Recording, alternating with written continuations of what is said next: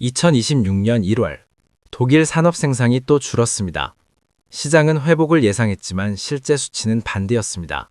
이게 850조 원을 쏟아붓기로 한 이후의 이야기입니다.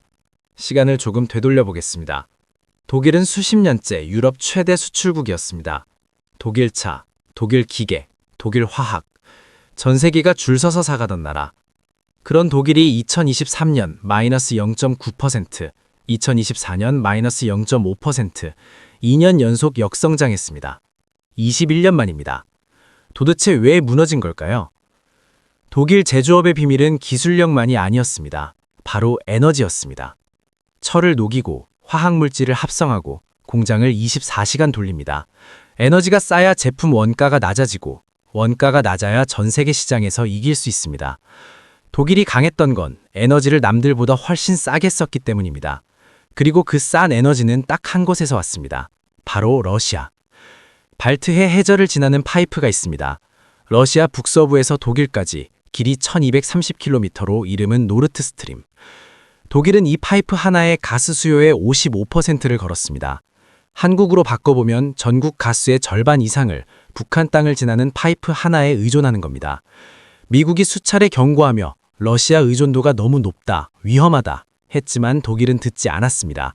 싸고 안정적이고 매년 더 많이 들어오는 가스를 굳이 바꿀 이유가 없었습니다. 지난 30년간 말이죠.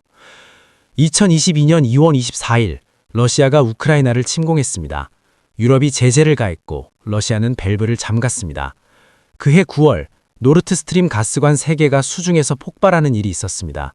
30년간 쌓아온 구조가 하룻밤 사이에 사라져버렸고 유럽 가스 가격은 최고 10배까지 뛰었습니다. 에너지 값이 10배가 되면 무슨 일이 일어날까요? 가정집 난방비는 문제가 아닙니다. 에너지 비용이 2배, 3배가 되면 제품 원가가 그대로 올라갔고 독일에서 만드는 것보다 다른 나라에서 만드는 게 더 싸지는 순간 공장을 옮기는 겁니다. 유럽 최대 화학기업인 바스프는 독일 본사 공장을 닫기 시작했습니다. 독일에서는 경쟁이 안 된다. 독일 최대 철강사인 티센트루프는 전체 인력의 40%를 감원한다고 발표했습니다. 자동차 부품사 GF, 쉐플러, 보쉬 등 줄줄이 감원 계획을 냈습니다. 2024년 4월 5일 폭스바겐 공장 안에서 경영진이 발표문을 읽기 시작하자 수만 명의 노동절은 야유를 퍼부었고 공장 밖에는 2만 5천 명이 모였습니다. 내용은 단 한 줄이었습니다. 독일 공장을 폐쇄합니다. 1937년 창사 이후 88년 동안 단 한 번도 없었던 일이었습니다.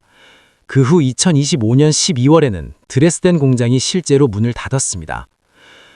한국 이야기를 잠깐 해야 할 것 같습니다.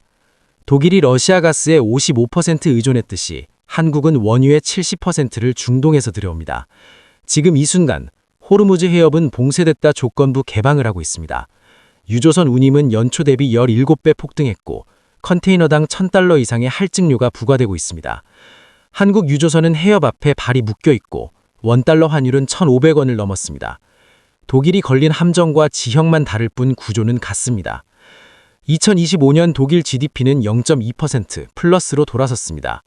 언론은 역성장 탈출이라고 썼지만 성장을 이끈 건 제조업이 아닌 정부가 쏟아부은 돈이었습니다.